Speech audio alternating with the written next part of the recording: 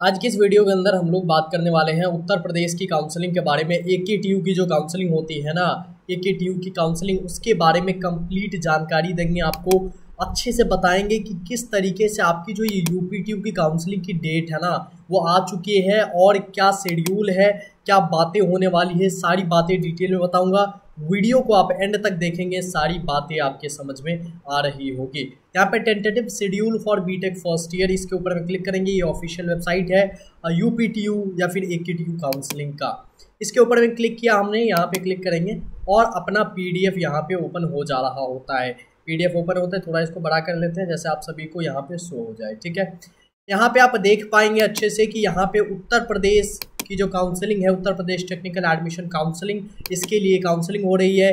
BTech first year में admission के लिए ये काउंसलिंग यहाँ पे हो रही है। क्या डेट्स है, क्या बातें हैं, उसके बारे में भी यहाँ पे चर्चा हम लोग करते हैं। ठीक है, सबसे पहली बात कि यहाँ पे जो रजिस्ट्रेशन की प्रोसीजर है, रजिस्ट्रेशन की प्रोसीजर है, पेमेंट फ़ी की है, डॉक्यूमेंट अपलोड, यानी कि बेसिकली रजिस्ट्रेशन का पूरा कंप्लीट चीज़ जो है ना वो यहाँ पे आपको 24 तारीख से लेकर के 5 अगस्त तक आप कर सकते हैं। 24 जुलाई से लेकर के 5 अगस्त, ध्यान रहे शाम 3 बजे तक ही आप इस चीज़ को यहाँ पे कर सकते हैं। इसके बाद अगर मैं आगे बढ़ता हूँ तो डॉक्यूमेंट वेरिफिकेशन यहाँ पे UPTU के अंदर मैंडेटरी होता है, जो कि आपकी 24 को जैसे ही आप फॉर्म भरेंगे 25 से लेकर के 6 अगस्त के बीच में आपको एक नोटिफिकेशन आ जाएगा कि आपकी डॉक्यूमेंट वेरीफाई हो चुकी है या फिर आपके डॉक्यूमेंट में ये समस्या है, इसको आप लॉगिन करके वेबसाइट पे लॉगिन करके रिजॉल्व कर लें। 24 तारीख को जब चीज़ें स्टार्ट होगी तो हम फॉर्म भरने का तरीका भी आपको बताएंगे और कैसे क्या करना है उन बातों को भी बताएंगे। उसके बाद जो आपकी कहीं ना कहीं डॉक्यूमेंट वेरिफिकेशन है वो कंप्लीट हो जाएगी और उसके बाद चॉइस फिलिंग आपकी शुरू हो जाएगी 10 तारीख को, यानी 10 अगस्त को आपकी चॉइस फिलिंग शुरू हो जाएगी 10 से 13 तारीख तक। 14 को आपका सीट अलॉटमेंट आ जाएगा 14 अगस्त को, और उसके बाद 14 अगस्त से ही जैसे ही सीट अलॉटमेंट आता है तो 14 तारीख से लेकर के 16 तारीख तक आप क्या करेंगे, आप करेंगे फी पेमेंट, आप करेंगे फ्रीज या फ्लोट के लिए आप पेमेंट आपको 20,000 रुपये का करना होगा। अगर आप जनरल OBC या EWS हैं, SC ST को आपको यहाँ पे 12,000 रुपये की पेमेंट करनी होगी। और उसके पश्चात आपको या तो फ्रीज या फिर फ्लोट का ऑप्शन, 2 ऑप्शंस आपको दिख रहे होंगे। कौन कौन सा? फ्रीज ऑप्शन और एक फ्लोट का ऑप्शन, उसमें से एक आपको सेलेक्ट करना होगा। अगर आप फ्रीज का ऑप्शन को सेलेक्ट करते हैं तो जो कॉलेज आपको यहाँ पे मिला है सीट अलॉटमेंट 14 तारीख को, जो आपने चॉइस फिलिंग करी थी 10 तारीख से 13 तारीख के बीच में, उनमें से जो कॉलेज आपको मिला है 14 तारीख को, उनमें से आपको फ्रीज या फ्लोट करना है। फ्रीज करेंगे तो आपको जो कॉलेज मिला है वो आप ले रहे हैं, आगे के राउंड में आप पार्टिसिपेट नहीं कर रहे हैं। लेकिन अगर आपने फ्लोट का ऑप्शन को सेलेक्ट किया है तो आपने कॉलेज ले भी लिया है और लेने के पश्चात आप आगे के राउंड में भी पार्टिसिपेट कर रहे हैं। और आगे के राउंड में आपने जो चॉइस फिलिंग भरी थी, जो कॉलेज आपको मिला है, मान लीजिए आपने चॉइस फिलिंग भरी थी, 1 नंबर पे कोई कॉलेज भरा था A, 1 नंबर पे कोई कॉलेज आपने भरा था A, दूसरे नंबर पे आपने कोई कॉलेज भरा था B, दूसरे नंबर पे भरा था B, आपने तीसरे नंबर पे क्या भरा था, तीसरे नंबर पे आपने, अरे भाई, तीसरे नंबर पे भरा था C, चौथे नंबर पे आपने भरा था D।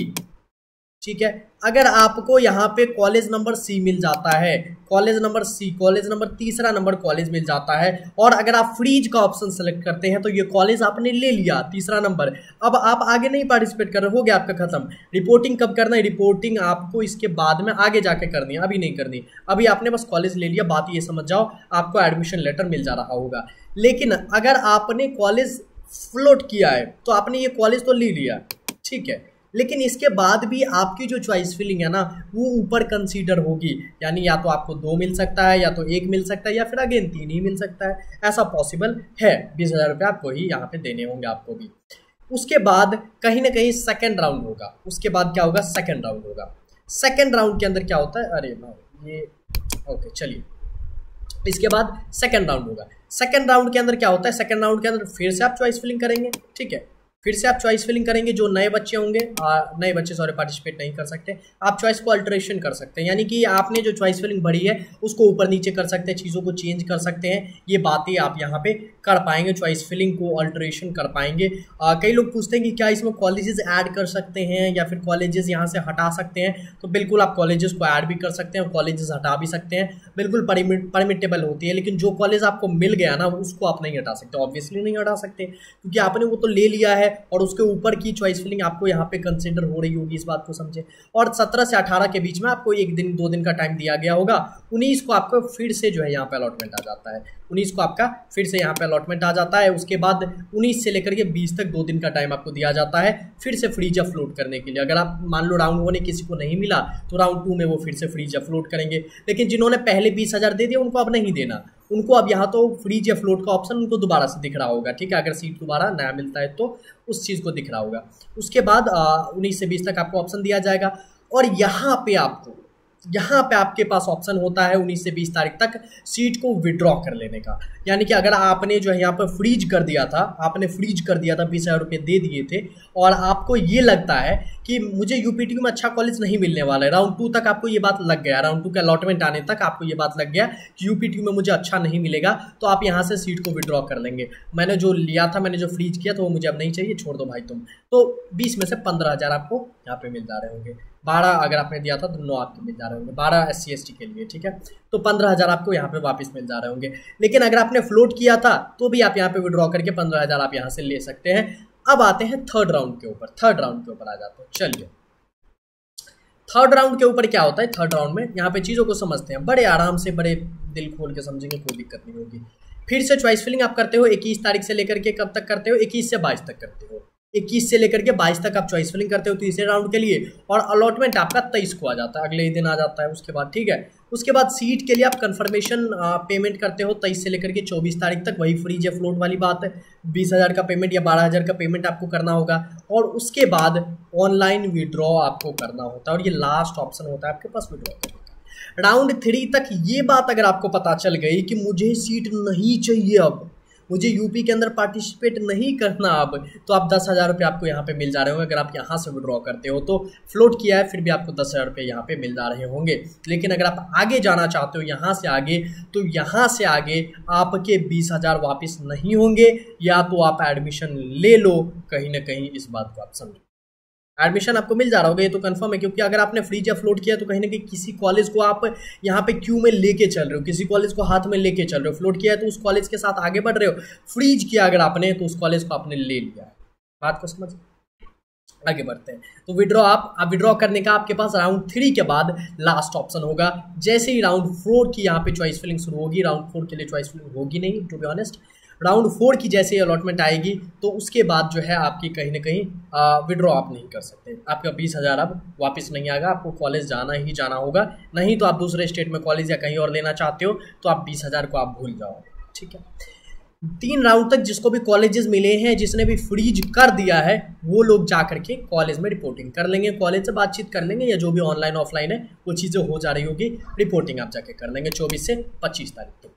मेजोरिटी ऑफलाइन ही होते हैं, लेकिन कई कॉलेजेस ऑनलाइन भी करते हैं, जैसे DDU गोरखपुर वगैरह जो कॉलेजेस हैं, है ना, ये सब जो है ऑनलाइन भी कर लेते हैं, कोई दिक्कत वाली बात नहीं रहती। डॉक्यूमेंट वेरीफाई करना होता है और फिर पेमेंट वगैरह करना होता है, तो वो सब आप कर सकते हैं। खैर वो सब बहुत अभी टाइम है, आगे बात करेंगे इन सब चीज़ों के बारे में। लेकिन ये बात समझिए कि आपको रिपोर्टिंग करनी होगी 24 से 25 तारीख। उसके बाद राउंड 4 की अलॉटमेंट आ जाएगी अपने आप 27 तारीख को, ठीक है। 27 को आ जाएगी राउंड 4 की अलॉटमेंट, और उसके लिए सीट कंफर्मेशन का पेमेंट आपको 27 से 28 तक करना होगा। और उसके बाद जो भी फिजिकल रिपोर्टिंग वाले कैंडिडेट हैं, बात यहाँ पे भी आपको समझना होगा कि अगर आपने राउंड 3 तक विड्रॉ नहीं किया, राउंड 3 के बाद तक, तो आपका जो अगला अलॉटमेंट आने वाला है ना, चौथा वाला, अगला वाला जो अलॉटमेंट आएगा राउंड 4 का, उसमें आपको फ्रीज या फ्लोट का ऑप्शन नहीं दिखेगा। उसमें अपने आप जो कॉलेज आपको मिला है वो आपको मिल जाएगा। उसके बाद पैसा वैसा रिफंड का कोई सीन नहीं है, आपको एडमिशन लेना ही लेना पड़ेगा। बात समझ में आ गई, क्लियर है बात सारी चीज़ें। यानी कि मैंने ये कहा कि अगर आपको राउंड 3 का अलॉटमेंट जब आ गया, जो कॉलेज आपको मिला, उसके बाद आप रिस्क लोगे। क्या रिस्क लोगे कि अगर मैं यहाँ से फ्लोट करता हूँ, मैं यहाँ से आगे जाता हूँ, तो मेरे पास एक ही ऑप्शन है कि जो कॉलेज इसके बाद मुझे मिलेगा वो मुझे लेना ही लेना पड़ेगा। बात समझ में? नहीं लेंगे तो 20,000 रुपये मेरा वापस नहीं होगा। अब मैंने अगर फ्रीज किया था ना, तब तो मैं जा करके राउंड 3 के बाद यहाँ पे रिपोर्टिंग कर दूँगा। राउंड 4 तक का जो है सारा चीज़ यहाँ पे चीज़ें सही हो गई है। अगर आपने राउंड 4 के बाद यहाँ पे रिपोर्टिंग नहीं करी तो आपका सीट कैंसिल हो जाता है। उसके लिए कोई दिक्कत नहीं है, आप यहाँ पे कॉलेज से संपर्क कर लोगे तो चीज़ें हो जाती है। राउंड 5 की बात करेंगे। यहाँ पे इंटरनल स्लाइडिंग होती है गवर्नमेंट इंस्टीट्यूशंस के अंदर, प्राइवेट के अंदर बहुत कम चांसेस है। यहाँ पे प्राइवेट के अंदर जो आपको मिला है वही मिला हुआ होगा। उसके लिए ऑनलाइन विलिंगनेस करेंगे इंटरनल स्लाइडिंग सिर्फ गवर्नमेंट इंस्टीट्यूशंस के लिए, जिसके लिए 28 तारीख से 30 तारीख तक आपका डेट है और 31 को आपका अलॉटमेंट आ जाएगा, ठीक है। और 31 को ही आपको सीट वैकेंसी आ जाएगी कि स्पॉट राउंड के लिए कितनी सीट यहाँ पे खाली है। कब आएगी? 31 तारीख को आपको पता चल जाएगा कि स्पॉट के लिए कितनी सीट खाली है। बात समझ में आ गई? उसके बाद आगे बढ़ते हैं।